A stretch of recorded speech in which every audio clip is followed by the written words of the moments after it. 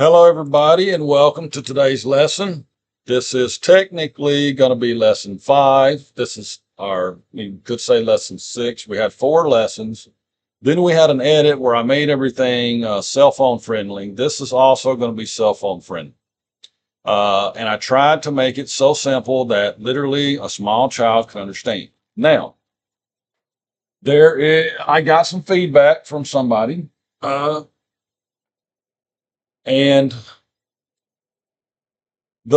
basically the person said, okay, they understand my lessons and they understand that I am saying that the first verse of the Bible does not say what we typically understand as the word heaven. So their question is, well, what is heaven?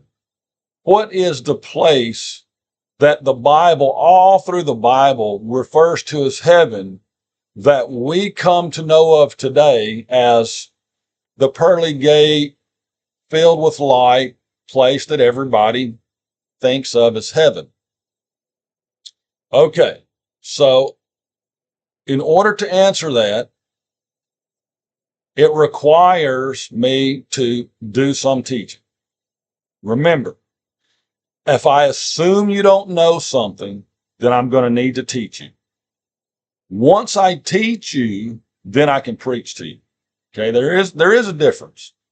So this person still needs some teaching. And it means there's probably a lot of viewers out there that still need some teaching. So what I've did is, let me do all of this live. I have brought up a few verses just to help save us some time. But as you can see, this is Genesis chapter 1, okay, and verse 1. And it says, in the beginning, created God, this word they call heaven. So my viewer wants to know, okay, well, if I'm calling this outer space, I'm saying this is incorrect, it's misinterpreted, it's misleading you, and the correct understanding in English would be outer space. Okay. So basically, what I need to do for my viewer is it's two sides of the same coin. I need to go on and prove to them that this is outer space. And I also need to go on and give them the understanding of what the correct understanding of the word heaven is. And then there's a gray area where I need to explain how is outer space and heaven, how are they mixed up and confused? All right. So if you see every single word in the Bible has been assigned a number to it. So you see this number is assigned 8064.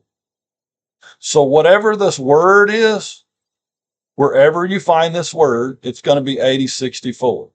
So if I click on the 8064, you can see here it brings me to 8064. It tells me what the word is. Here's the word. And it tells me how to say it in English, Shemayim. Remember, we're not worried about the pronunciation, at least not yet. Pronunciation is the least of our worries right now.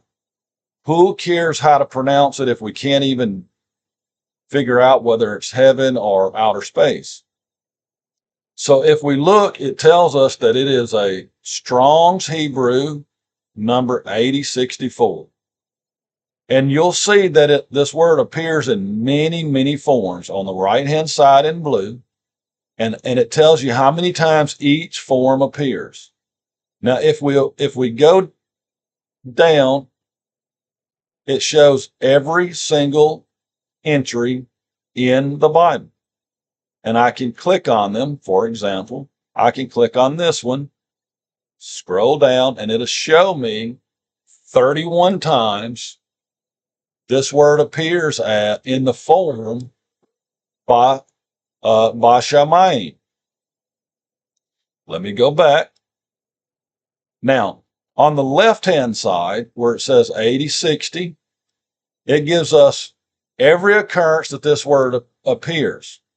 The problem is that out of 421 occurrences, it's going to have every single form.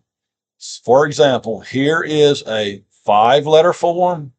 Here is a 4-letter form. Now, there is a difference between the 5-letter and 4-letter form. However, the general idea is it's talking about the same thing. It's either talking about heaven or outer space. And what I want to do is these 421 occurrences, I want to do a quick scroll. This is going to be really fast. You're not going to be able to see this. I just want you to notice, for example, Genesis chapter 1, verse 1. Here it is in Hebrew. Here's the word. It's in dark black letters, bold black, so you can see this is the word we're talking about. You can see they included the KJV, King James Version, and you can see they translated it as the word heaven. One more example before I start scrolling. We'll look at Genesis 1:8. Genesis 1:8. Here it is in Hebrew. Here it is in bold black Hebrew letters. Here's the King James Version. Here's how it's translated in King James Version. That's heaven. Now, if I scroll pretty fast down this page, every single place you see this word is heaven, heaven, heaven, heaven. And I can scroll pretty fast because I can see heaven pretty easily. My question is it ever referred to as outer space? And the answer, no, never. Not one single time is it referred to as outer space. So do I need to go through 421 examples? No. Not one single time is it mentioned as outer space. So we have a problem here, or at least I do. If you're following me, you'll notice I have a big problem because not one single time is this word translated as outer space. It is translated every single time as heaven. So what gives? Is it heaven or outer space? Which is it? Well, if we go and look at the Strong's Hebrew number, it also gives us a definition. It shows us on the left-hand side what the word is, how to say it, and it gives us some meanings. It tells us it means heaven. Sometimes it could mean sky. They translate it as sky. So here we have heaven, heaven, sky, highest heaven, heavenly, heaven and the highest, compass.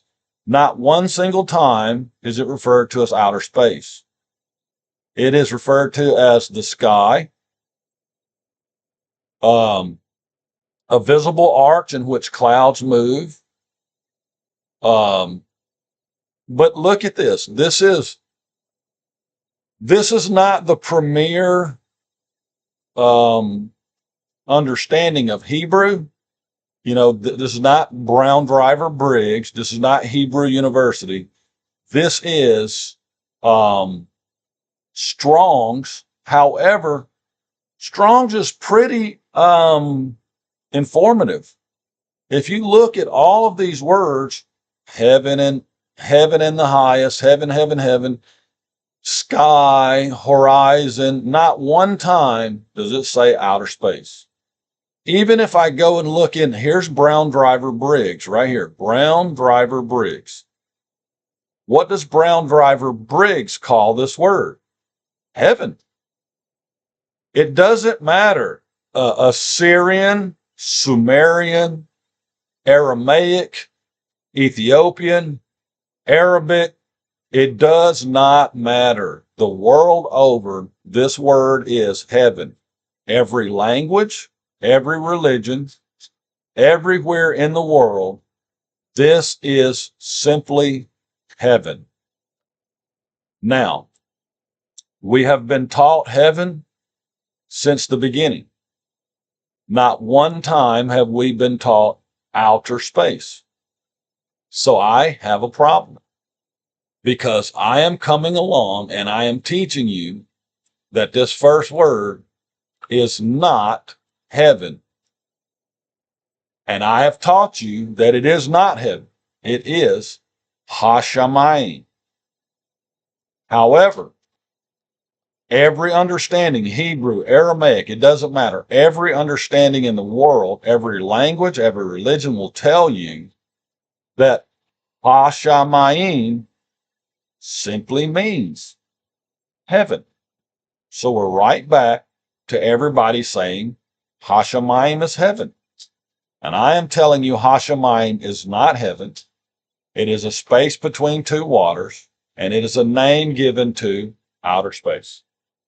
Hold on one second. I'm interrupted live again, as usual.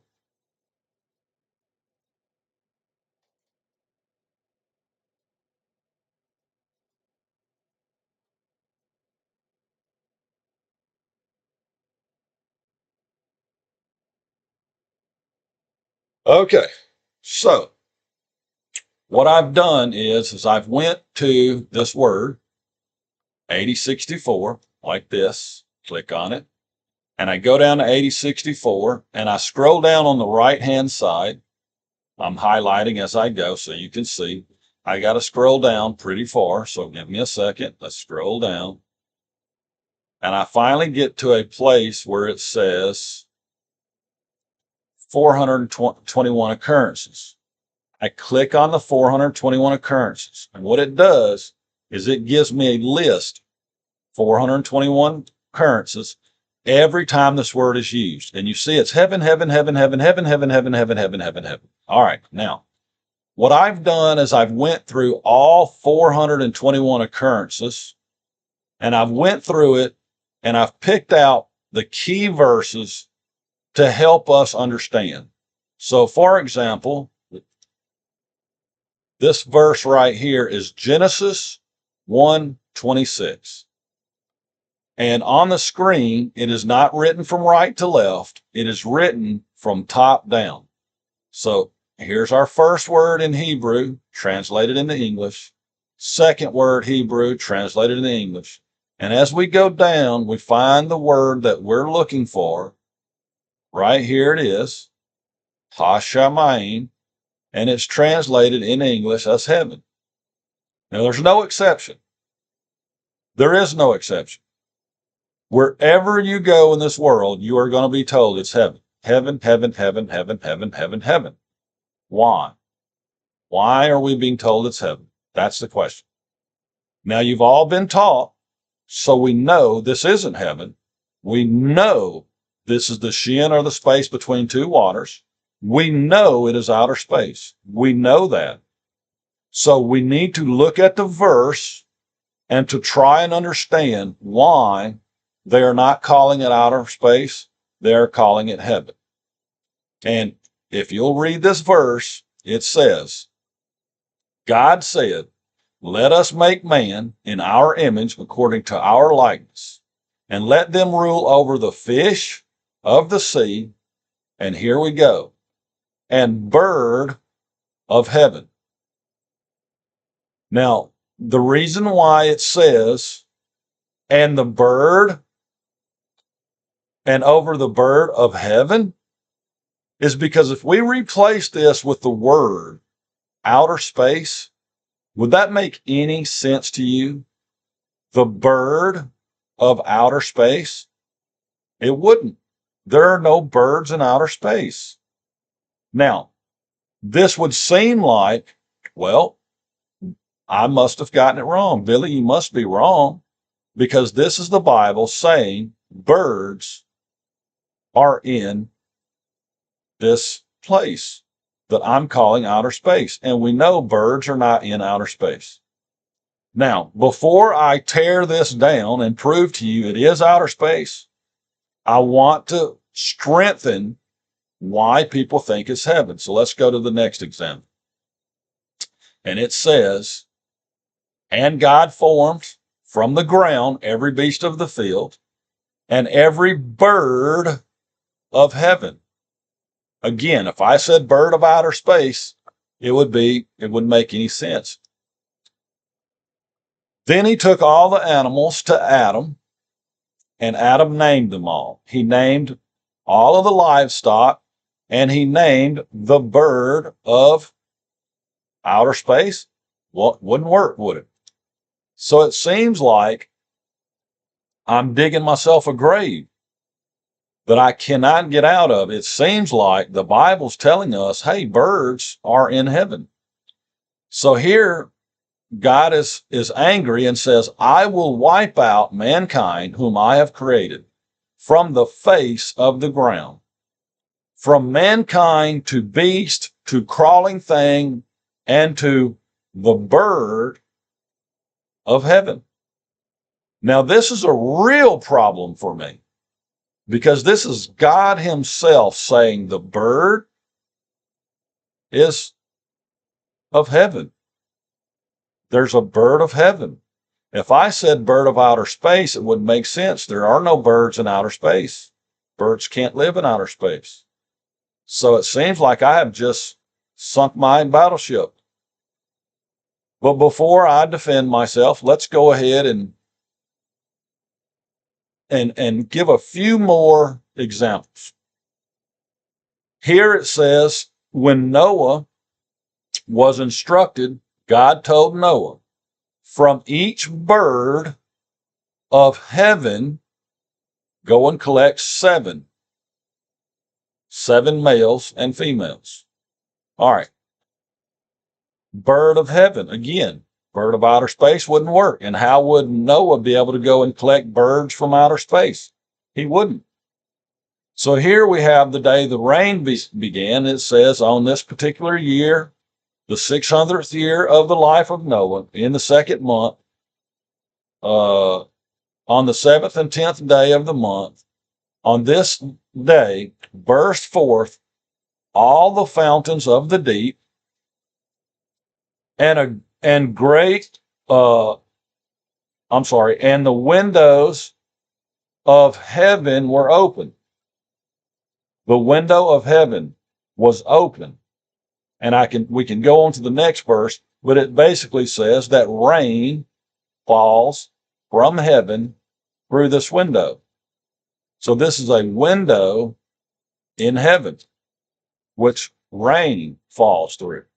Well, if I said window of outer space, rain, it doesn't rain from outer space, does it? So I've got a big problem. All right. Again, we just have a verse verifying God says, bird of heaven. Let's go to the next verse. Here we have God closing up the flood window, and it says, and were closed the fountain of the deep and the window of heaven, and was restrained the rain from heaven. Where does the rain come from? Heavens. I think everybody can get a picture of what this heaven is. Birds fly around in it. It has something that contains rain in it. I think we can all figure out what it is, but the Bible is telling us window of heaven. Every bird of heaven. Go to the next example. Here we have the Hebrew people, and the Hebrew people decide, this is the Tower of Babel, that they want to build it says, come, let us build for ourselves a city and a tower, and its top in the heavens let us make. So the top of this building extends from the earth into what is called heaven.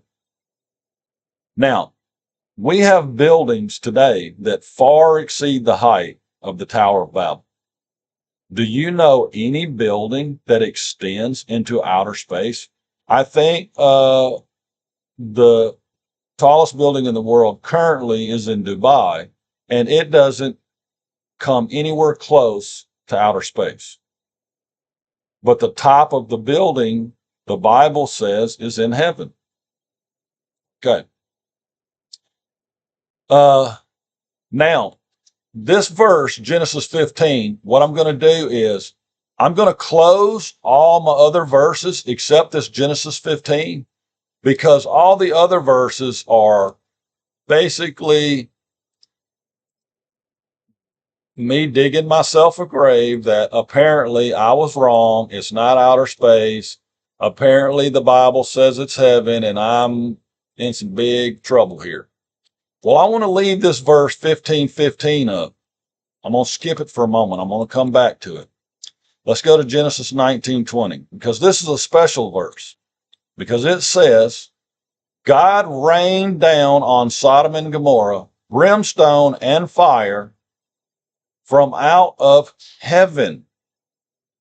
So where did the brimstone and the fire come from? It came from heaven. Now, there are three ways to view where the fire and brimstone came from. One is to assume it came from a volcano that shot the brimstone and fire up into the air, and then it comes down on Sodom and Gomorrah. That's one view. The second view would be something like an asteroid that came from outer space, but no one could see it. No one knew it was coming until the very moment that it broke through the atmosphere and rained down on the earth fire and brimstone.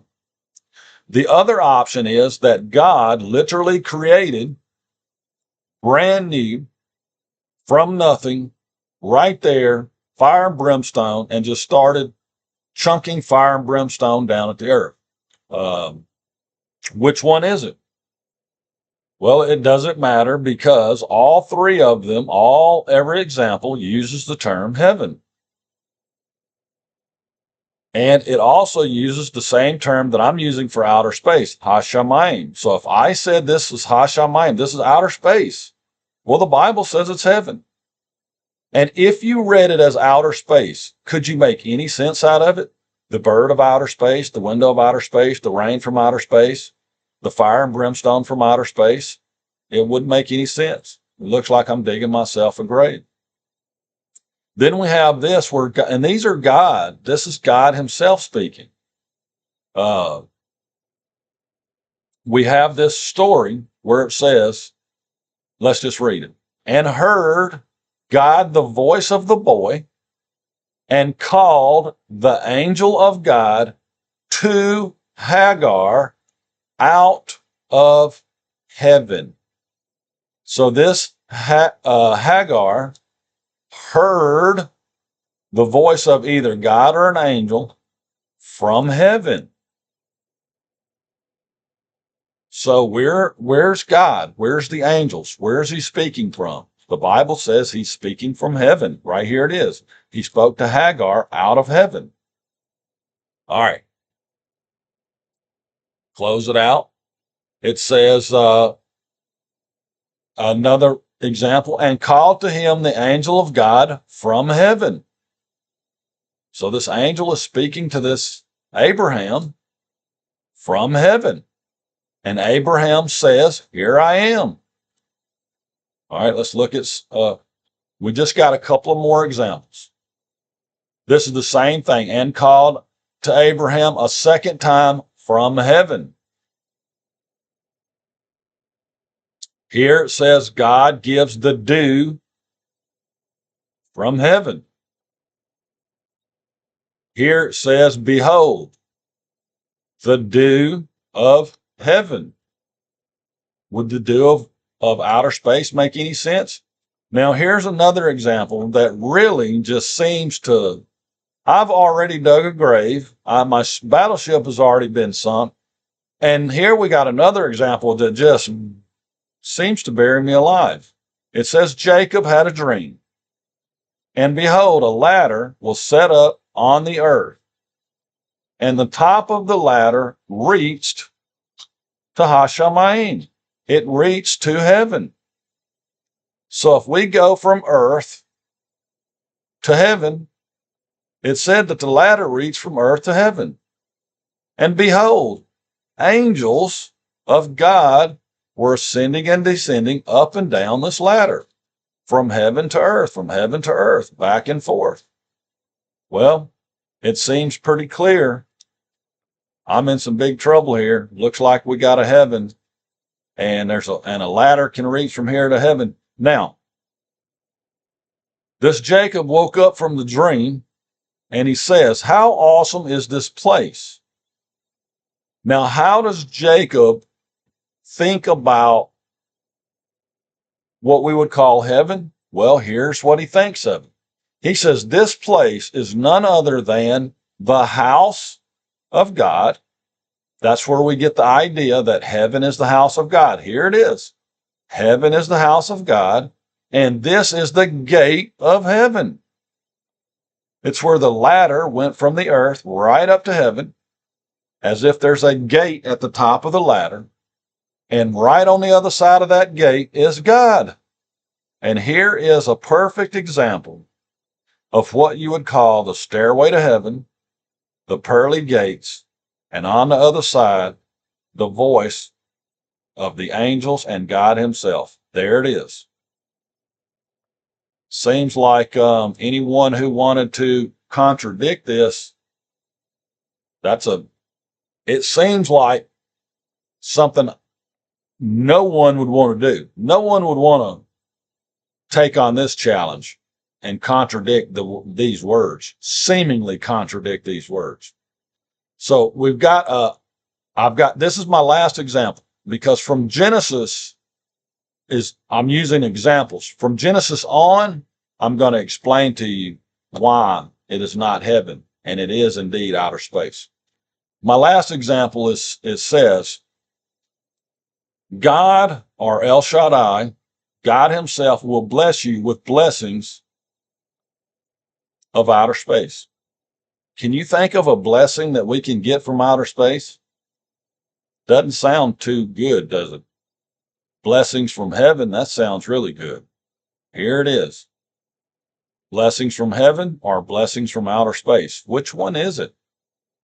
Well, everything that I've given you up until now, it seems like it must be what you'd call heaven. Well, now I'm going to present my case and I'm going to show you and prove to you that it is indeed outer space. Okay. First of all, I want to go back and scroll down to where he creates the birds. Okay.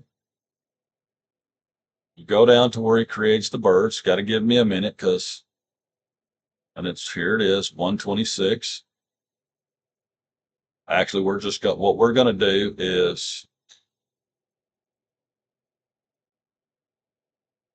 we'll do it this way, where we can see the entire chapter. And I'm going to scroll down to verse 20. Okay, this is Genesis. You can say Genesis chapter 1. Forgive me for scrolling real fast, but we want to get to the point. Let's get down to verse 20. All right. And this is the fifth day of creation. It says, and said God, let swarm the waters with a swarm of, they translate this as souls or living creatures, and bird let fly above the earth on this word right here, Panei Rakia. Now, remember, this is where it's going to start turning into preaching. Now, I am going to go back and I am going to make another video of each of the lessons that we've went over so far, because it really did bother me that someone could watch literally 2 hours of video and not hear any preaching. Okay, that really bothered me. It's like, and not just 2 hours. We watched 4 videos, 2 hours. That's 8 hours. That's 8 hours and not hear any preaching.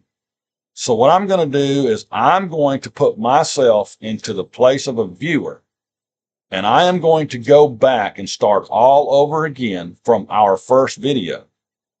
And I'm going to show you what I see when I watch the videos, so that we can see a difference from what you as a viewer see and from what I see, so that we can compare what we're seeing to try and see why someone might need teaching or preaching, why somebody may or may not be able to see teaching or preaching, I'm going to go back and do that. But right now, this will be duplicated when I go back and make the videos. I'm going to have to go over some of this again. It will be repeated.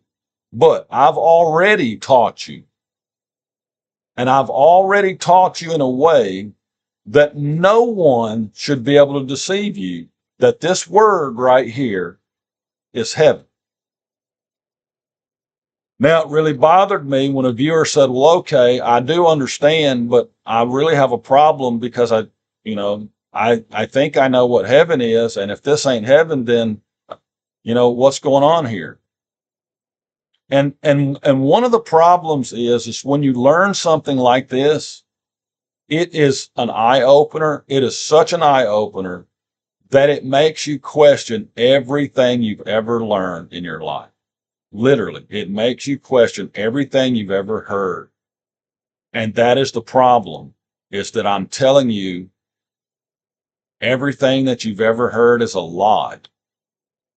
And it's like, well, wait a minute. Are you telling me the pearly gates, the abode of God, the throne, all this stuff, are you telling me that this is a lie? No, I'm not telling you it's a lie.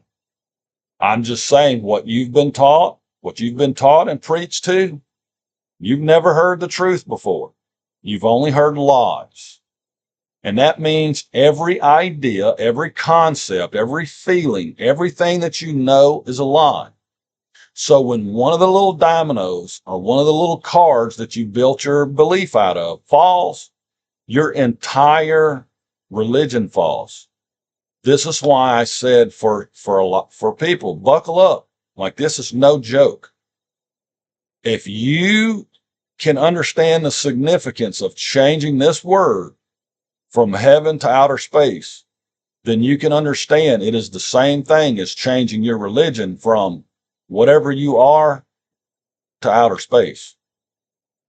I mean, but I haven't convinced you yet. And this is similar to trying to get you to believe in aliens from outer space instead of heaven. And it's very challenging. It's very challenging. But the moment you realize or you start believing in this outer space, everything that you've ever heard, ever understood, it falls. It can't stand. None of it can. Because the word heaven, it's not there. We're going to replace it with outer space. And we're going to have a big problem when we do that. Because people think that they want to die and go and be with the Father in heaven. Now, when you replace it with outer space, you want to die and go be with the Father in outer space. You question everything. Now, how bad is it? Do we just question just one word? Let me tell you how bad it is changing this from heaven to outer space. It forces you to question everything. You must question your religion, your denomination, your faith, your salvation, your life, everything. It would be no different than someone coming along and telling you, hey, that Bible is nothing but junk and you need to believe in aliens from outer space. That's the same concept. It will feel like I am trying to teach you something that is just totally false, totally error, and it can just be easily disproven that this is heavens and it's not outer space, and I'm just a quack teaching aliens from outer space. That's what it looks like. Until you watch my lessons and you actually start learning, and as you learn, you will see that this is Ha, Sha, My, Een. Hashamayim.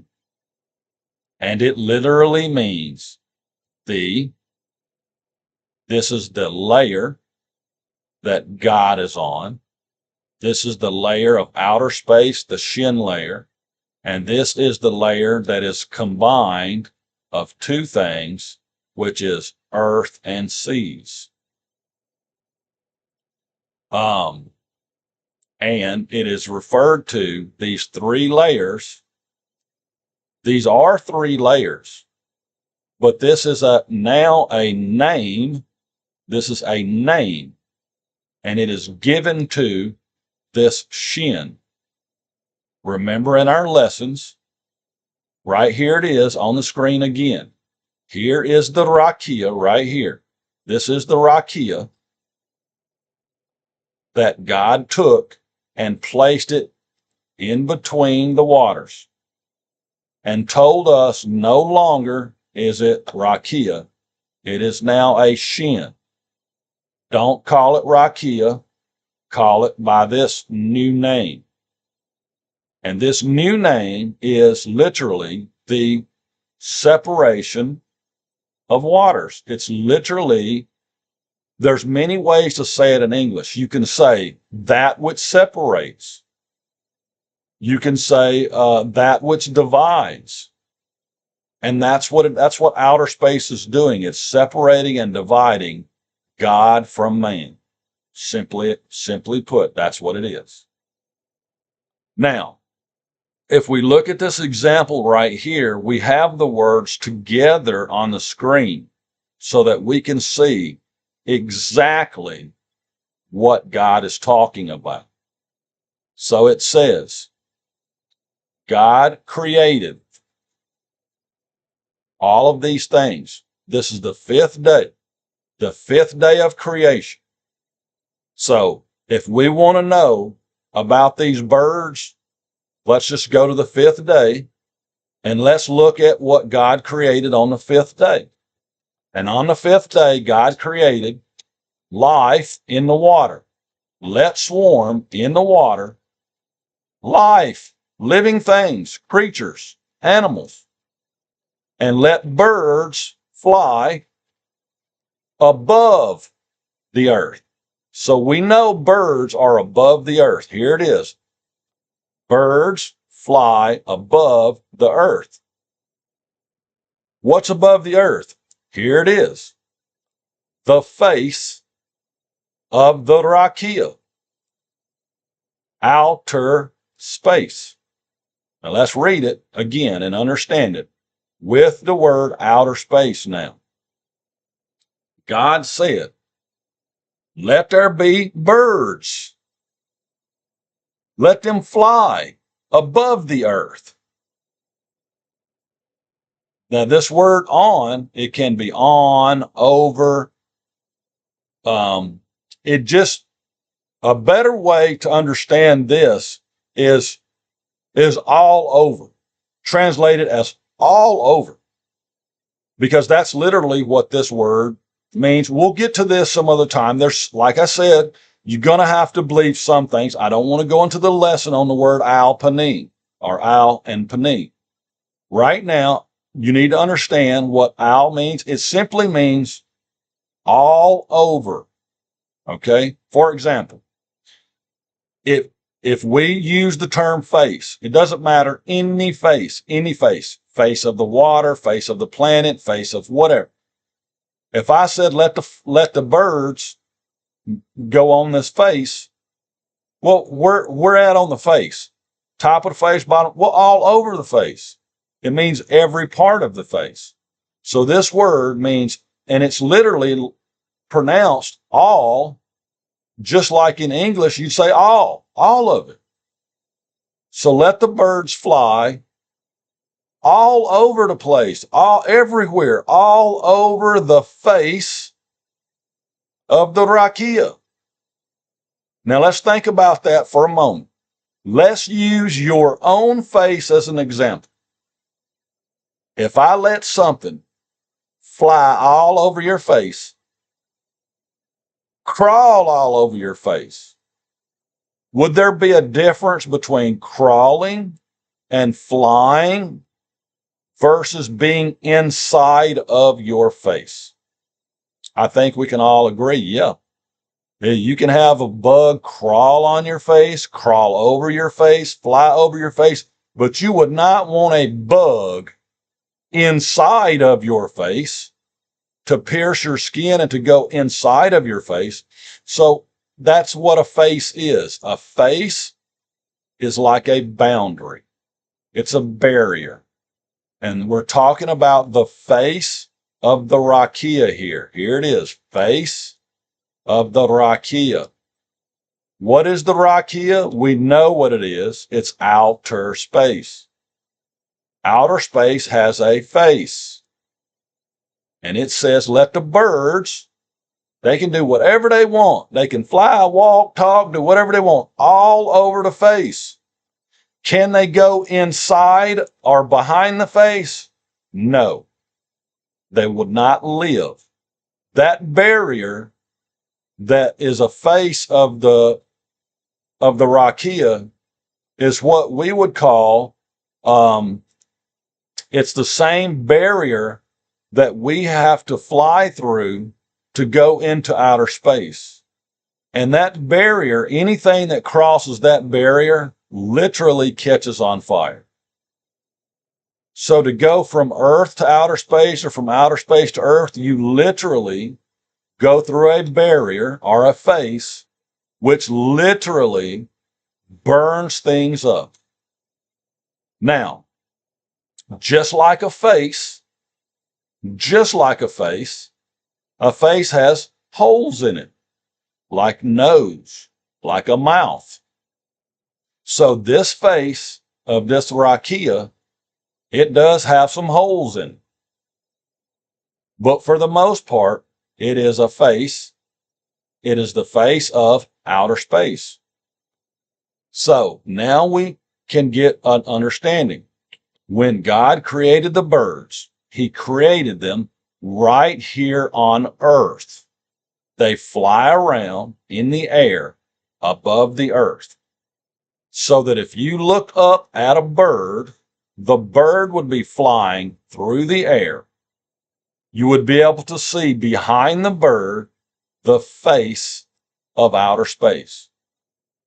And the birds would fly all over that face, all across from one end of the face to the other, all over. Can the bird actually fly into the face or into outer space? No. If it tried to, it would burn up. It probably couldn't even get to the barrier, to the actual face, because it would run out of oxygen, energy. It'd probably die before it even got there. However, if it could somehow be launched into outer space and it crosses that barrier, it would catch on fire and burn up. Why? Because the rakia is a separation. You're not supposed to transition from Earth to outer space as if there's nothing there. No, there is a barrier there. There is a separation there. There is something holding the Earth where the Earth is, and that is what we would call outer space. So if you can understand this, I want to bring up, I told you we would go back to this verse in Genesis, because this helps explain what's going on. It says, and he brought him outside and said, look now toward outer space. See, we got heavens here, but we know this word is outer space. And this adding one letter to outer space, adding this one letter on the end, and we know what this letter is. This letter is a hey, and it means revealed. So this is outer space revealing something. And an outer space revealing something, in English, we would just say, look toward outer space. Now, in reality, we wouldn't even say look toward outer space. We would just say look upward, walk outside, and look straight up, upward. But upward is not good enough, because You can, at nighttime, you can look left, right, up, you can look all around and you will see the face of outer space. You will see, you will be looking toward outer space. And as you look toward outer space, you will notice there's a distance from your eyes to the face of outer space. And we call that our atmosphere. Sometimes we refer to it as skies. It's the place where the clouds are. But even beyond the clouds, we have an atmosphere that goes far, far beyond the clouds until that atmosphere ends and space begins. And that point where Earth ends and space begins, that is the face of outer space. And from the face of outer space down to the Earth, that is where all the birds fly. And it is simply what we would call our sky, our atmosphere. So why then call it heaven or outer space? Because we were missing some information. The birds are not in outer space. They are beneath outer space, above the earth, between the earth and outer space, from earth to atmosphere, or from earth to the face of outer space. That is the area that the birds, they just fly all over the place, anywhere they want. Now, the face of outer space is the face of the rakia is no different than saying, look toward outer space. Simply look toward outer space, and that is the face of outer space. There is a distance, and it's a long distance, but now we understand. Now let's go back. We don't need to go back and review all of Genesis, but we will pay some attention to some of the Genesis verses, and we'll understand that. God creates outer space and heaven. Here it is. The expanse of outer space. Below outer space. The expanse of outer space. It's just outer space, folks. It's simply outer space. We go down to where the birds are created. And this is the one and only time that God tells us he includes the rakia so that we are not confused. Okay? So for those that think the birds fly in what you would call heaven, it is not. It is in what is called the rakia. And the rakia is 100% outer space, but the birds are not in it. They just fly across the face of it. The same face you see when you look upward or toward space. And as the birds fly across, you see here, it's referred to as sky. The birds are in the sky, in the atmosphere, flying across the face of outer space. Now we know where the birds are. They're not in outer space. They're in our Earth's atmosphere. So now, whenever we see every fowl of the air or every bird of the sky or every bird of heaven, we understand now. Heaven is incorrect. It's the birds of the sky, it's the birds of the air, it's the birds of the Earth's atmosphere, it's the birds flying around before or in front of the face of outer space. They are not allowed to penetrate the face and go into outer space, but from the face of outer space down to Earth, they have free roam. Now, we want to continue through Genesis because Genesis gives us a great understanding of what everyone understood about this so-called heaven or outer space. Genesis chapter 2 tells us this is the account of outer space and earth, the generations of outer space and earth. God made outer space and earth.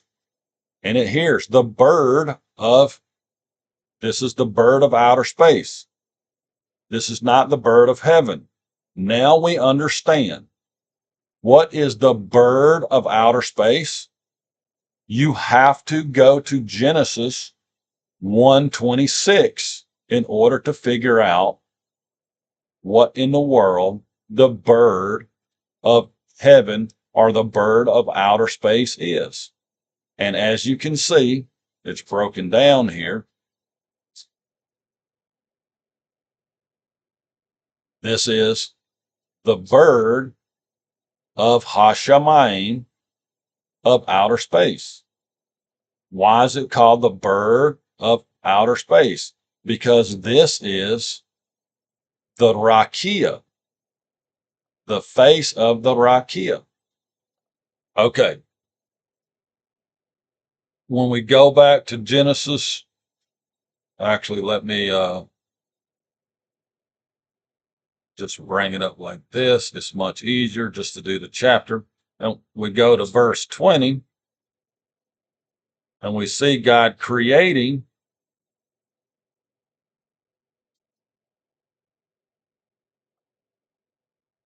and which is the beginning of day 5. God said, let the waters be filled with life, and birds fly above the earth on the face or all over the face of the Rakia.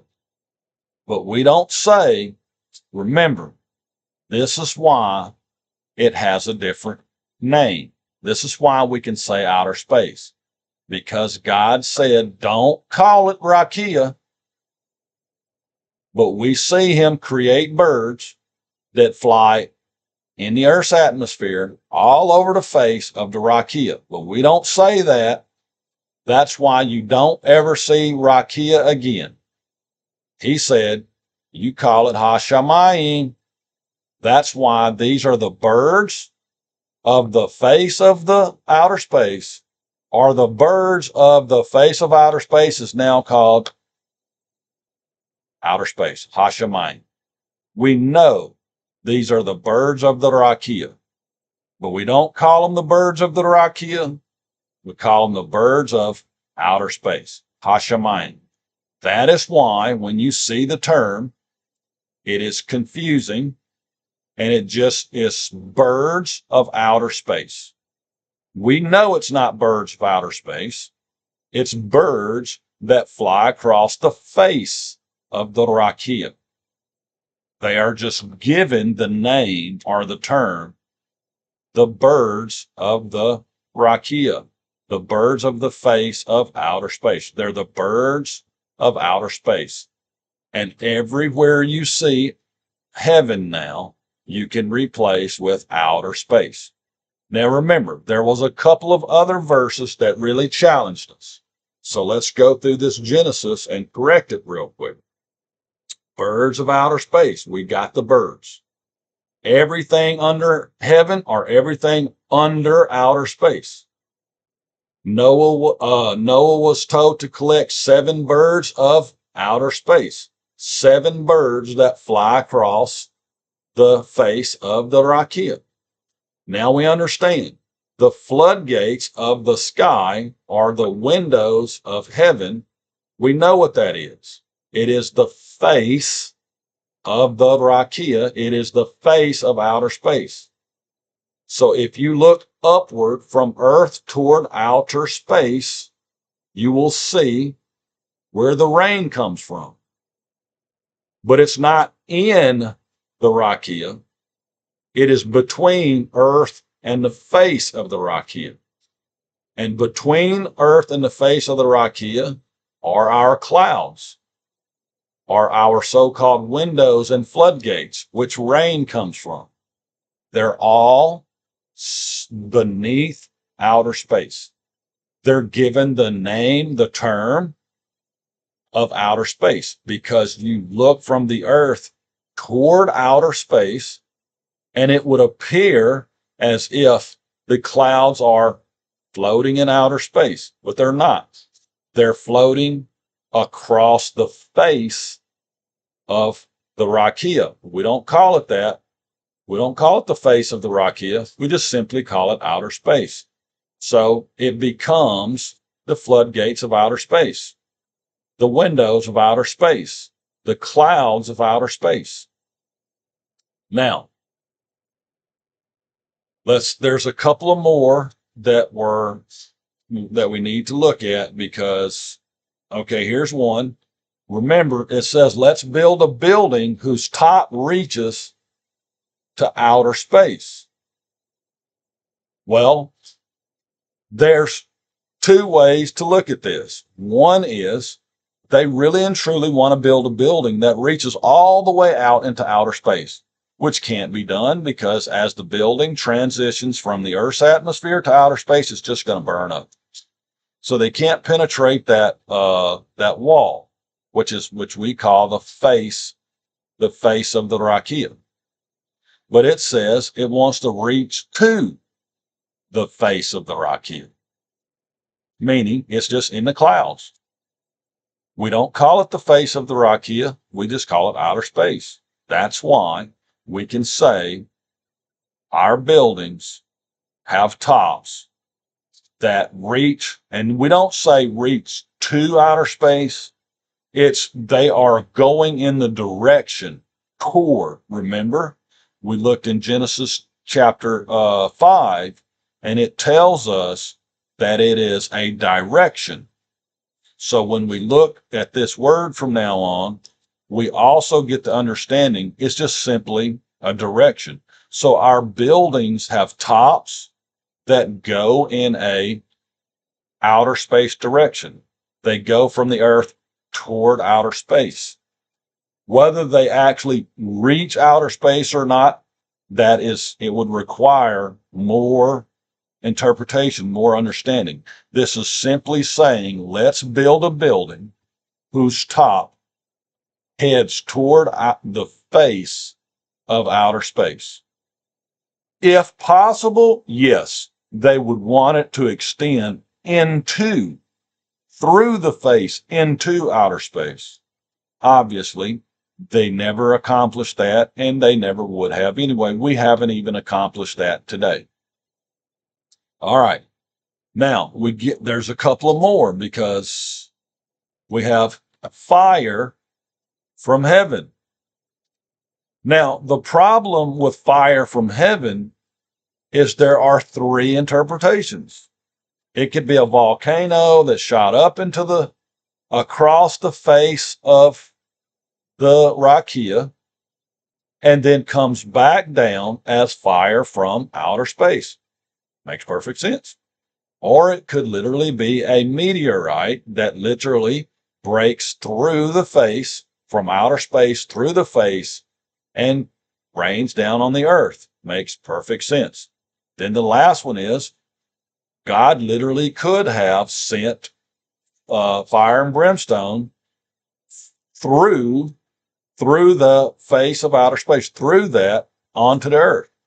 Which one is it? Only God would know which one it is, but it doesn't matter. They all three work fine by replacing the word with outer space. It's simply Sodom and Gomorrah were destroyed by fire and brimstone that came from the direction of outer space. See, outer space is a direction name. So it's simply saying fire and brimstone came from the direction of outer space. It came from the face of the Rakia. It came from the place where the floodgates are, where the clouds are, where the birds fly. And it's all given the name outer space. Now we have another one where Hagar heard a voice from outer space. So we like to say heaven, but it's really a voice from outer space. Now, this one is another one that can be interpreted. God could have literally sent a voice from the waters above, through the shin layer, through the face, through the earth's atmosphere, all the way to Hagar. That is a possibility. Then God himself could have been off of his throne. He literally could have been in outer space and simply spoke from outer space to Hagar. Then he could have been off of his throne in the atmosphere of the earth, where someone would have to look up at him and he would appear to be floating in the sky, which would be looking toward outer space, and God would be literally on the face of the rakia, where the birds fly, where the gates are, where the rain is, and it would still be outer space. Now, we don't have enough information to know which one it is here, but God actually gives us the information later on to figure this out. I'm gonna get to it here in a minute, because we have another example here. It says, called unto him out of heaven. So we really want to know, is God literally floating in Earth's atmosphere? Is he in outer space? Like, where is he actually at? Well, we're going to get to it. He called to Abraham from heaven. Okay. Now, here is where we start verifying that we're talking about outer space, because it says the stars of heaven. They're the stars of outer space. All right. Stars of heaven, stars of outer space. Now we understand the dew of heaven. It's the dew from the direction of outer space. It's the dew from the clouds which journey across the face of the rakia, which we call outer space. They are the dew or rain from outer space. Here we have the dew of heaven, the dew from outer space. Now, well, actually, I don't want, there is a point I want to make, but not yet. Here it says, remember, Jacob said there was a ladder that reached to outer space. And behold, the angels were going up and down the ladder. Now, this is another one that needs to be interpreted. And there are three different interpretations. The ladder could have simply went from the earth up to a cloud, for example. And it could have ended in the clouds. So that from the clouds beyond, Jacob is referring, that is where God and angels are, beyond the clouds. The ladder doesn't extend beyond the clouds, through the face of the rakia, into outer space, all the way to the second layer of water. No, there's no ladder that goes all the way across infinite space and time. No, he sees a ladder that simply goes up to the cloud, and it's literally like a ladder that you can walk up and walk on a cloud. It's just the direction of heaven. And we know that it's the direction of heaven, because remember, when you add that H to it, it's heavenward or outer space word. It is northward or upward. It is simply in the direction, in that direction. Now, we don't have Jacob here to tell us if the ladder actually pierced the face of the rakia, went out into outer space. We don't have that. We only have what we have. And the understanding is that the ladder went toward outer space. It doesn't mean it was inside of outer space. It doesn't mean it broke through the face. But it could have. There are three different interpretations. It could be either one. He calls that the gate of outer space, the gate of heaven. It's the same thing as the bird of heaven, the cloud of heaven, the rain of heaven. Now we see the gate of heaven. It is just simply understanding that when you look up, you're looking in the direction of outer space. You are also looking in the direction of the second water, but you would have to go all the way through outer space to get to the second water. So if it was possible to look through outer space to the second water, then yeah, you would be looking at what we want to refer to as heaven, that second layer of water. That's where God is. That's what we want to call the pearly gate, cloud filled light. But we got to get through this infinite darkness first. And Jacob doesn't make it clear that the ladder extends through the infinite darkness. It just extends up to the face of it. And then God mysteriously comes from the second layer through the darkness. The angels come up and down. And there's more to that. We'll get to that later. All right. Here we have blessings from outer space above. And here we have, wait, we're going into Exodus. I don't want to go into Exodus yet. I want to go through Deuteronomy now. And I want to make everything perfectly clear, because in the book of Deuteronomy, we have the Genesis understanding, and then we have the retelling of the Genesis understanding summed up in Deuteronomy. The book of Deuteronomy is recapping everything. So if there is an understanding from Genesis through Exodus, Leviticus, etc., Deuteronomy is going to let us know what they settle on. And here it is. It says, this verse is when Moses sees the burning bush and the voice of God comes out of the burning bush. And God gives us a very special piece of information to help us understand where is the voice coming from. Because obviously there is a mountain. Obviously there is a fire on it. Obviously Moses is very close. He's looking, he's peering into the fire, and he hears a voice. But Moses is retelling the account so that we have Moses' understanding. And it says, and you came near and stood under the mountain, and the mountain burned with fire. And where did the fire reach? To the heart of outer space. Darkness and clouds and thick darkness. So it's a image. When Moses is looking at the fire, it is definitely on the mountain.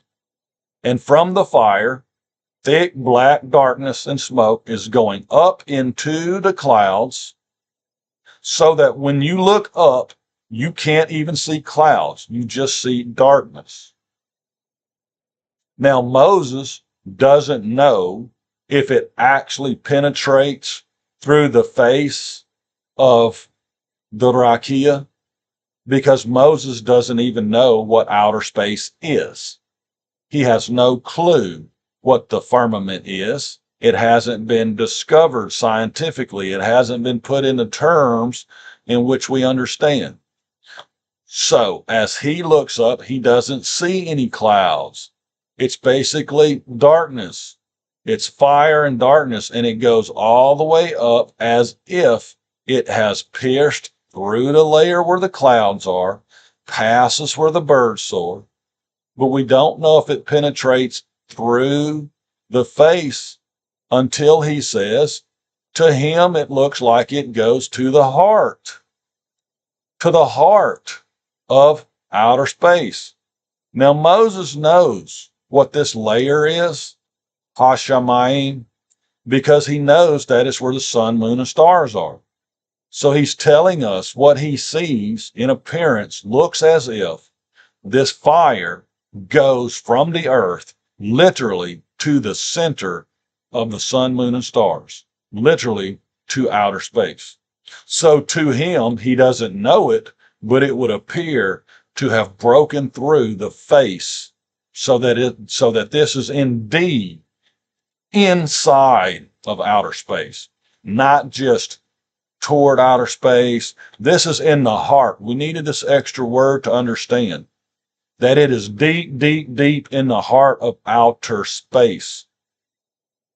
Now, as we go through Deuteronomy, lift up your eyes in the direction of outer space. What do you see?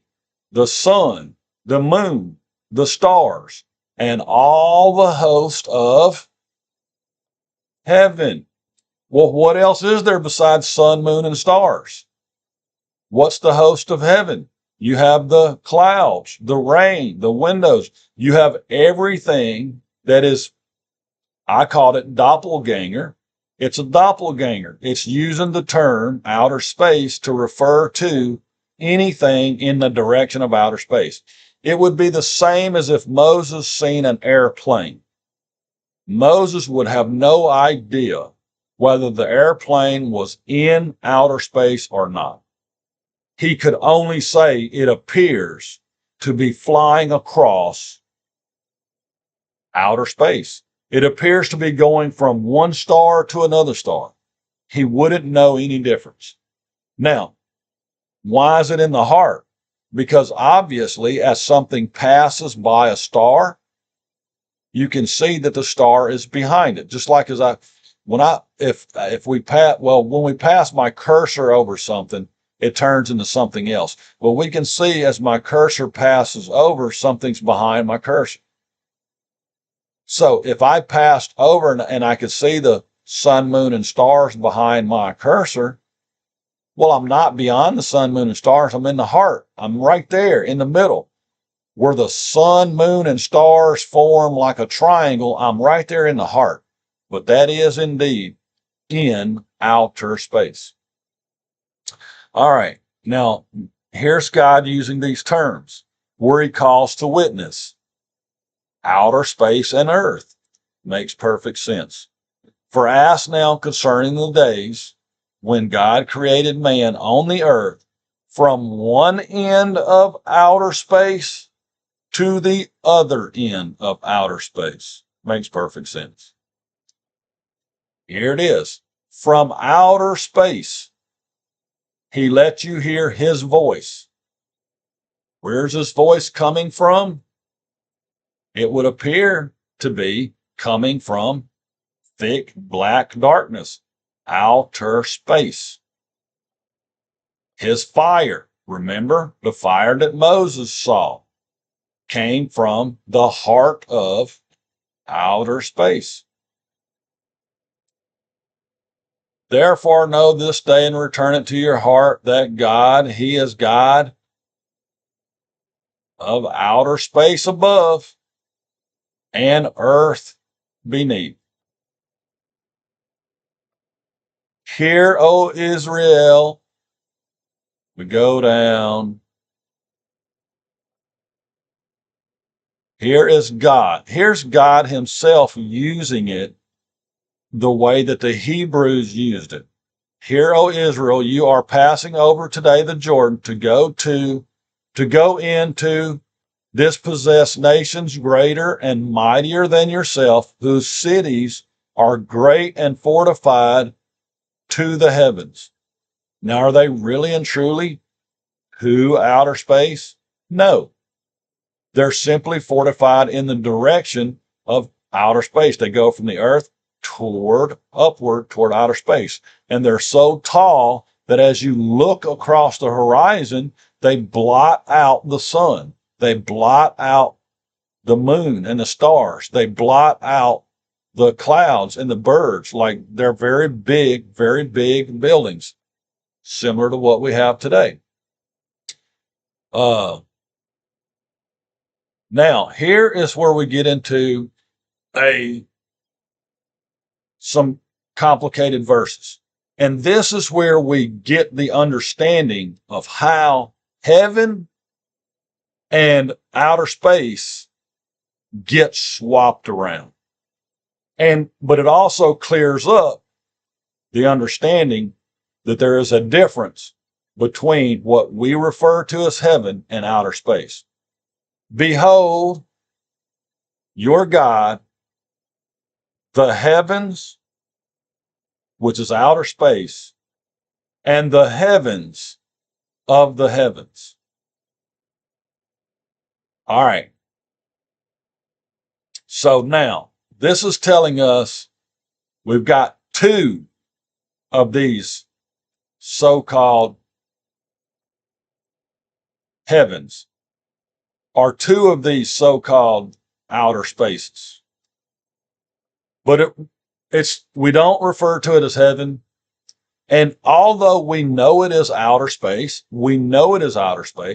that's not how we refer to it. We refer to it as simply a separation.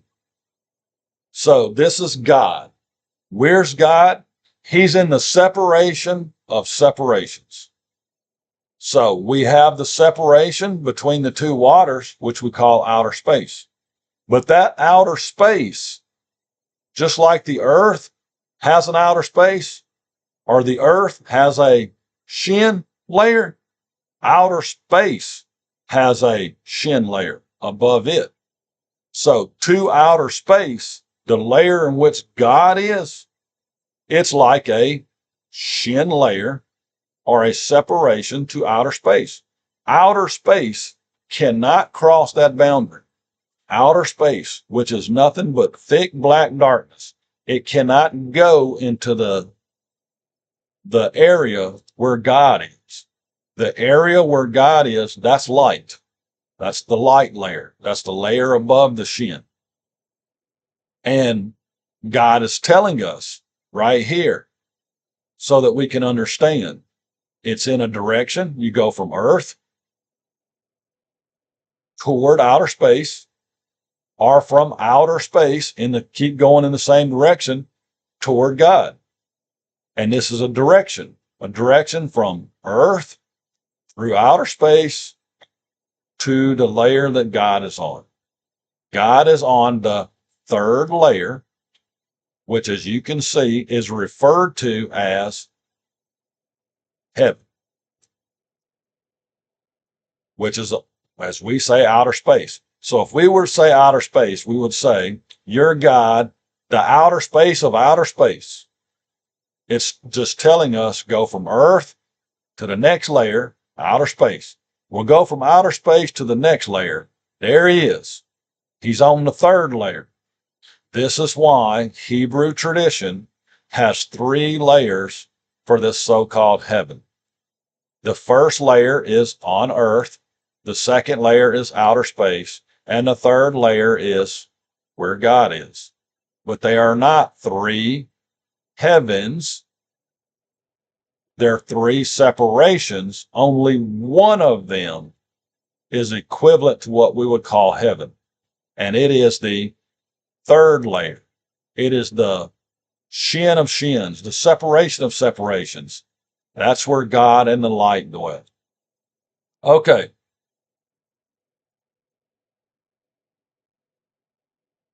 Here we are told the host of outer space. How do we know it's the host of outer space? Because it is the sun, moon, and stars. Clear as day. Here it is. The sun and the moon are to any of the host, which are the stars of heaven, which we translate outer space. That's where the sun, moon, and stars are. Look down from your habitation, your holy, from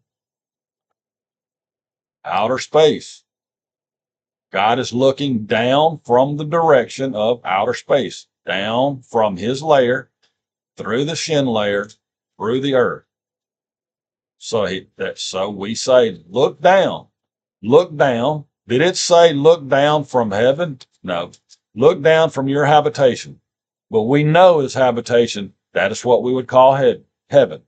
Look down from your holy place through outer space. It's a direction. From the direction of God, it would be downward. From us, we would look upward. God looks downward, we look upward.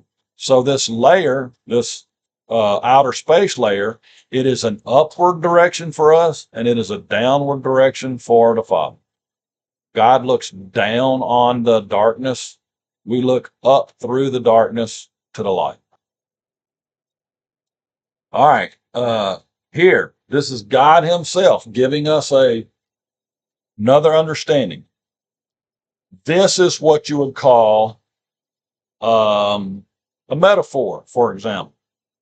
This is God using speech like a metaphor. He's saying, if it came to pass that you were cast out.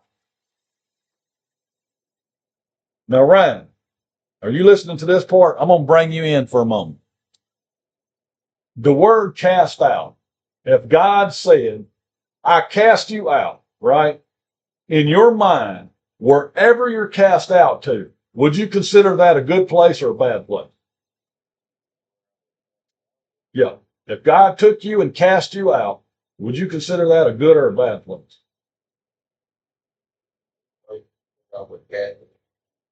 Okay, the good place is where you were casted out from.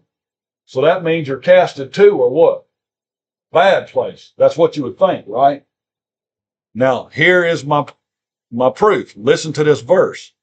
If it comes to pass that you are cast out into heaven, there it is. God said, if you are cast out into heaven, woo, folks, don't make me start preaching because I've done taught you. I'm teaching you. I want to start preaching. This is the preaching right here. God himself says, don't you worry. If you found yourself cast out into this place that the world calls heaven, I got news for you. It's outer space. It's full of darkness. But he said, don't worry. If you found that you were cast out into this so-called heaven, he will gather you from it. He's going to take you from heaven. That is not a place you want to go, folks. But if you did get cast into outer space, the deep, darkest pit you could ever imagine, he said, don't worry, because he can take you out of that hell. But I got news for you. God is not in there. God is somewhere else. He's not in what you'd call heaven or outer space. That's right. He's in another place. He's in a place filled with light. Don't worry. Even if you left this earth and went to that reality of outer space, or you went to that fake imaginary heaven, he said, don't worry. He can gather you from all of them. That way you can be where he is. But I can tell you where he ain't. He ain't in that so-called heaven that everybody tells you. It's not heaven, folks. And what's happened is, well, let me just go on and finish this real quick. It says, listen, this is God himself talking to you, whoever you are. Listen to these words. It is not in heaven that you should say, who will ascend for us into the heaven? Now we know it's outer space, so we can say, it is not in outer space. So that we would say, who will ascend for us into outer space and bring it to us that we may hear it and do it? It's talking about the Word of God that's manifested into the flesh, ascended into what you call heaven. Here it is. The Word that you're looking for, this is your God telling you he is not in heaven. He is not in outer space. That you should say, who will ascend for us into heaven or outer space and bring it to us that we may hear it and do it? No, the Word was sent from the light layer, from God, through the infinite darkness of outer space, right here to the earth, so that you do not have to wonder if it's in heaven or outer space. No, he sent it right here to the earth. And his word, these words which you are reading on this screen, literally, this is what I can't strike. Boy, I'm going to have to preach this. These words that I'm going to have to preach to Dr. Michael Brown. These words literally came to life, people. For I, who is this? This is God himself. So I want you to tell me, when I read this, I want you to tell me where God is. Okay? It says, for I, God, lift up to outer space my hand, and I say, as I live forever, baby. Where's he at? He's right here on this earth. Ignorant people. You want to know where he is? He said, I ain't in outer space that you got to send some astronaut out there to find me. He said, I'm right here, baby. Right here on this earth. He is the God of outer space, and he is the God right here on this earth. Now you understand. Joseph, and of Joseph he said, blessed of Jehovah is his hand with the precious things of outer space. It simply means upward, toward the light, by the dew and the deep crouching beneath. The dew is the rain that comes from the clouds. None is like God. None is like the God of Jeshurun. Writing, here he is. You know where God is? He's writing on this right here. He's writing on outer space. Outer space is beneath his feet. Because when he's on the second layer, he's standing on outer space, looking down through that deep, dark outer space onto this hell of an earth. And what does he do? He descends straight down there to the earth so that you don't have to go up there where he is, like everybody tells you. You die, go up there where he is. No. He said, you don't need to come up here where I am. I'm going to come down there where you are. But only if you believe. I believe, Ryan. That's how I know it's outer space, folks. I know. Because he came from standing above it all the way through it, right here. He's on this earth right now, living and reigning as king. He's my king. Is he your king? All right. And shall dwell Israel in safety alone, the fountain of Jacob, in a land of grain and new wine. Also his heavens, or outer space, it just means from the direction of outer space, drips down dew. There it is. Now, there are a couple of verses here that help explain why it even got confused to begin with. And if we look at Nehemiah 9:6, I'm going to blow these up so that you can see. It says, you are Yehovah alone. You have made the heavens of the heavens.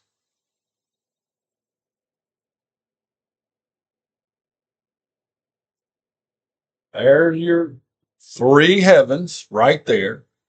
This is in Nehemiah chapter 9, verse 6. This just goes to show you that in ancient times, they had no understanding of our atmosphere, of the firmament, of outer space. And on a clear night, that's exactly what it looks like. It looks like you can literally go from here to outer space. But never, ever, ever can you see that third layer that God is on. You can't see through the darkness. When you look outside, all you can see is outer space. All you can see is that shin layer, outer space, the separation. That's all you can see. Now, they know there is another separation. There is that separation that's above. And that's why it's called the separation of the separation. Does it not make sense? What is the separation? It is outer space. What is the separation of outer space? It's the layer above. It's the second water. Here it is, plain as day. So here we go.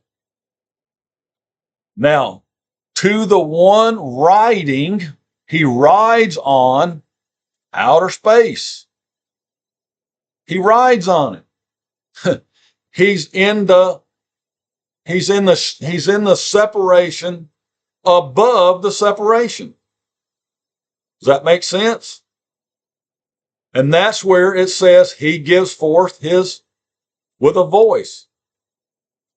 So why does it look like God is in the middle of outer space? Because that's all you see. You see outer space and then boom, God. It would literally, if you could take the sun, the moon, and all the stars and put them all into one spot so that it would look like one big light way out there, that still won't come close to what God looks like, but you can understand. You'd be looking out and you would see nothing but black darkness everywhere you looked except one direction. You'd see the Father. And you'd see his light coming from that second separation. And that's the moment you could see through the infinite dark space to the Father way out there. The light could come through the infinite dark space right to you, hit you right in the face. And that's when you'd understand that he is on the separation above the separation. The separation of separations. That's God. Praise him, O heavens of heavens. It's literally a separation of the separation.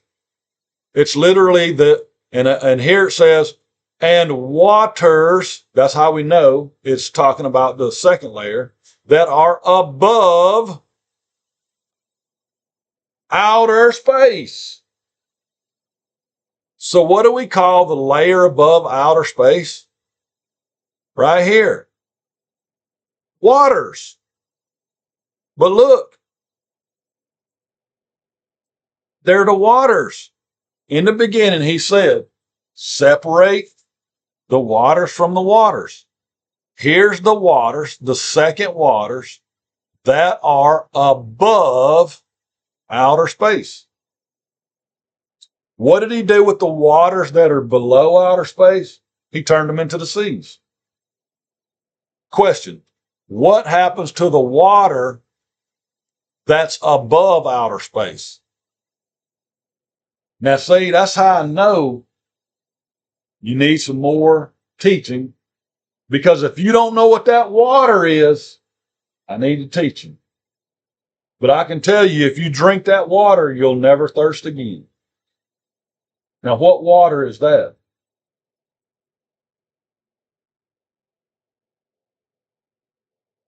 That's the Spirit of Jehovah. That's what the water above is. And no offense to my Arabic viewers, my Muslim viewers, my Jewish viewers, the water that is above that everybody says, what are those waters? What's waters above? What do they look like?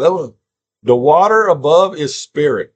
It's simply the Spirit of Jehovah. It is the only water that if you drink, you will never have to drink it again. You only need one time to drink the Spirit or to let the Spirit inside of you just one time.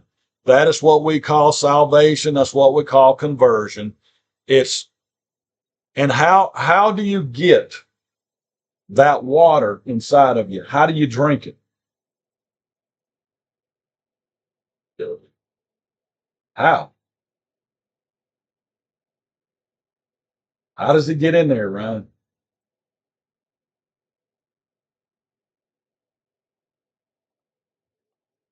Huh? There's a bunch of ways he can get in there. I don't care which way you pick as long as he gets in there. That's right. May you pursue them in your anger and destroy them from under outer space. It also could be the second layer, because if God is the second layer, it could just be from under his layer. So the point is, I hope everybody can understand now that if we go back, we look at Genesis chapter 1, verse 1. Now it looked like I dug myself a hole. Then I sunk my battleship. Then I buried myself alive. Sent myself one-way ticket straight to hell. But you know why I wasn't worried? Because God said, don't worry, Billy. You can go to that heaven anytime you want. Because I'm God. And I can come take you whenever I want. But he said, Billy, you do whatever you want, like a bird, Billy. You can just fly wherever you want. Whatever you want, son. Because if I'm your God, I can come get you wherever you are. Thank you, Father. I believe. That's how I know it's outer space, folks. There ain't nothing in that outer space. Nothing at all. It's infinite black darkness. That's all it is. Now, there's going to be one other thing I need to discuss. Maybe I should do it in another video. No, let me just go ahead and cover it in this one, because the next videos I want to do some other things. Okay. What's happening is called when a word is used differently from its original intention. Okay. I'm saying doppelgangers, given second meanings, multiple uses, and it was used out of ignorance, is the truth. It was because even the men of God did not understand what space was, did not understand the atmosphere, did not understand what the window of heaven was. How could they? They need to be given revelation. We have not been given the revelation until modern day times. Now we understand perfectly what all these parts and pieces are.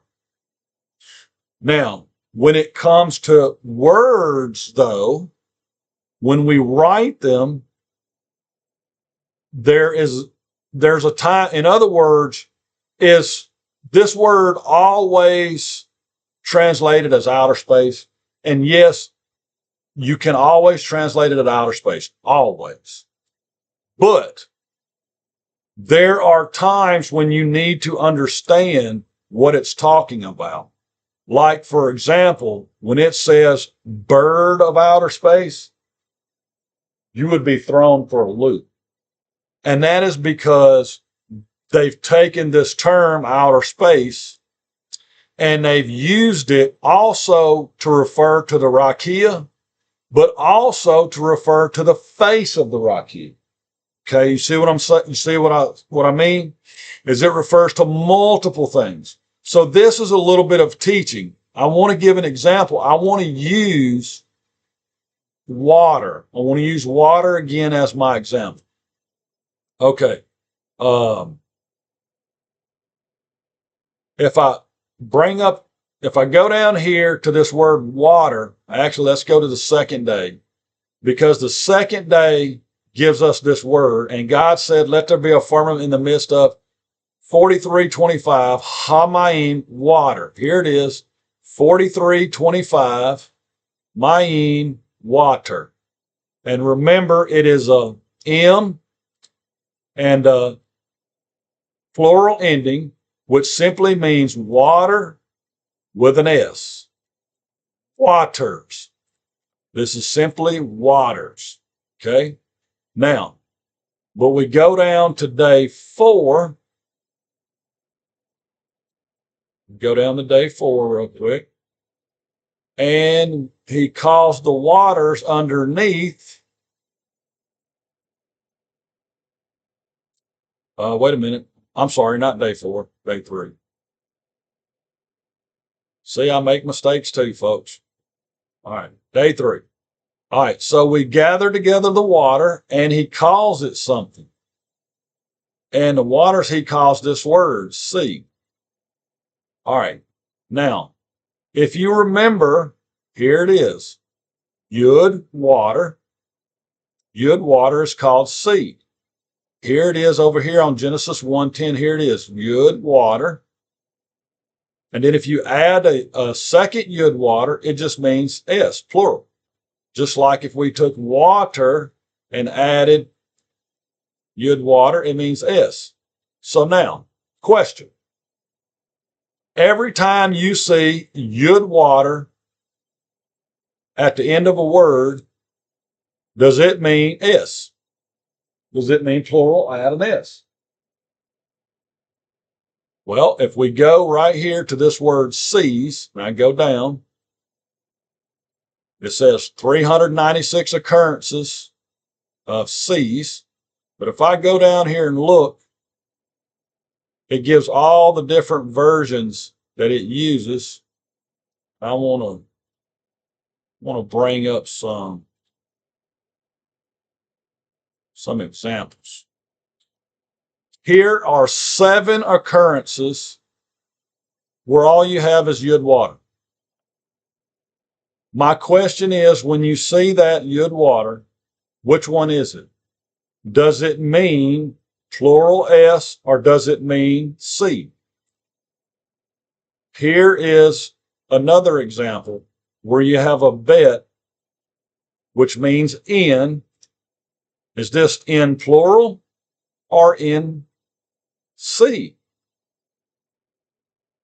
Which one is it? Here is Vav, which means and. Is this and plural or and C? And obviously, you can see that it means C. Here's another example where you have a total different understanding of C. Where do you get C at in this? The way that you get C at in this is you understand this is and this is basically waters, or shin, water, which is C. Okay, so this is and C. But remember, when we added this letter to space, it meant in the direction. It turns it into a direction. So this is literally in the direction of the sea. So if you are in God's land and you look toward the direction of the sea, it's simply looking west. It's simply how we would say westward. In other words, The word west or westward is an English word. It doesn't exist in Hebrew. In order to say west or westward, you would just say toward the sea. Now, if you're out on the other side, which is America, and you look to the right, so eastward, and you look toward the same sea, it's going to be in the direction of the east. What that means is that when you're reading the Bible has a perspective. And you must read and understand the words from the perspective of God or the author or the writer, as we would say. So, obviously, if you said to me, look toward the sea, that might be eastward. I might be in Australia and it might be northward or Antarctica or something, and it'd be a different direction. But this perspective is from if you're in God's land and you look toward the sea. That's westward. And that's all this is we have to look at the words based on context. Based on context. So how do you figure out whether it should have been heaven or outer space? Based on context. Now, based on context, it can be very deceiving because it looked like I buried myself with context saying that outer space was heaven. But no, you were missing a very important piece, just like you'd be missing a very important piece when it comes to sea, meaning westward. It has to be from the perspective of the writer, and it has to be in relation to what the writer's talking about. It only makes sense from a Hebrew perspective toward the sea is westward. So in Hebrew, we will find these little examples like this, where instead of writing sea out as yud water, or yud ym, it's just written, it's a short form. It's just a short form. It's just yud water. In other words, yud water is either plural or it's sea. Do I need to write sea plural all the time? No. Because sea plural means sea after sea after sea. It means seas. And you've all heard the song Seven Seas. Well, if I wanted to say seven seas, I would need yud water. It'd be sea plural. But if I wanted to say the Red Sea, there's only one Red Sea. It's not sea plural. It's not Red Seas. This is just in the sea. Okay? Now, when we're giving it names, this particular sea, we might read the context and understand it's talking about the Red Sea. But when we just say the sea, we wouldn't know whether it was the Red Sea or some other sea. So the Bible always had to be interpreted in context and perspective. But once you get the context and perspective, then you can properly interpret and understand in any language, in English. Now, so what I'm saying is every time you see the word sea in Hebrew, well, if we in English agree there are seven seas, it could be talking about any one of the seven at any time. We wouldn't know it was talking about the Red Sea unless we read and got all the details to narrow it down to the Red Sea. We wouldn't know. It could be talking about any sea. Just like here it says, and the sea says. What sea? Well, it's the same word used for Red Sea. Why ain't this Red Sea? Because by definition, The Hebrew language is incomplete. And you must fill in. You must fill in vowels, for example.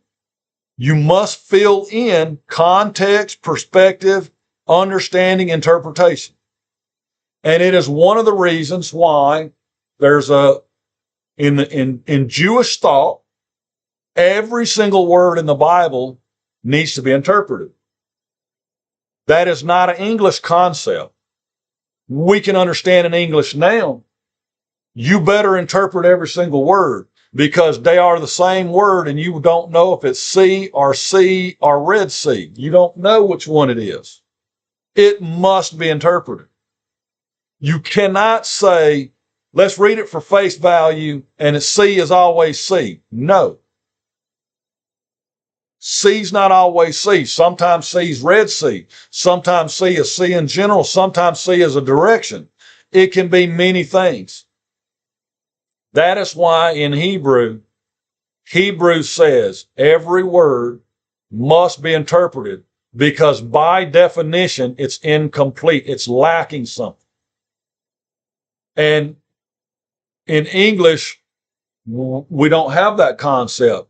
We read every word with face value and we put our trust that it's in context, in perspective, that it's already been interpreted for us.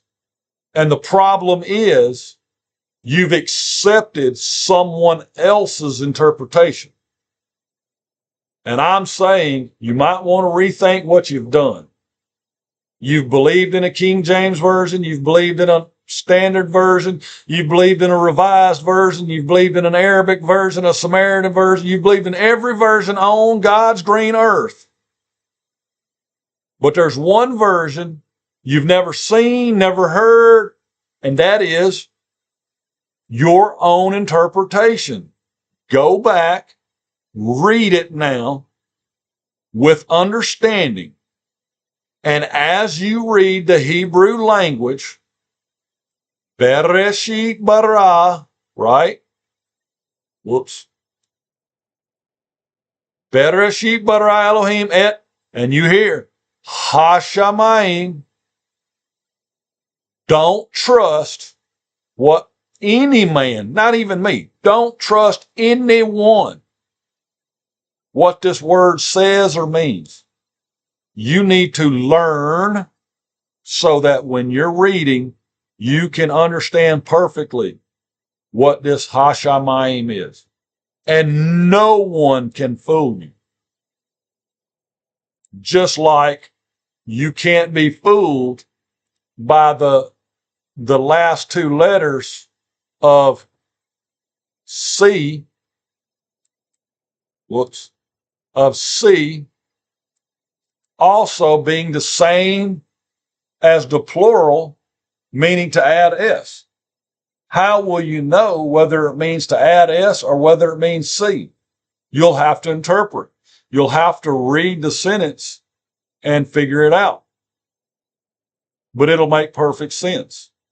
Now, the one last thing, which is going to get us back to going back to interpret some more words, is as you can see, when we break down the words, like I break down this C into Yud water, this C is Yud water. Here's Mayim is Mem, Yud water. Okay, we're breaking it down into single characters. So when I see this term, I don't see C and I don't see plural. I always break it down individually. This is a Yud and a Mem. I see Yud Mem. I see a hand, an arm, working, and water. And I need to figure out what in the world it's trying to communicate. And I can see when it's plural, it's just working again and again and again. When it is C, it's working water after water after water. It makes perfect sense. When it comes to water, I see it's water. Mem is water. And then I have a Yud, working water. So it's mem is water, and then it's a work that's repeated. It's water after water after water. When I add it to C, so that like right here we get C's, I still break it down. This is yud, mem. This means to work water. We know the understanding now. This combination is now a common combination, and it is a name. It is literally a name, just like Moses' name. It is a name for the seas, for the water. It's a name. You call it sea. And when we want it to be plural, we add another word that you could translate as sea, but we don't do that.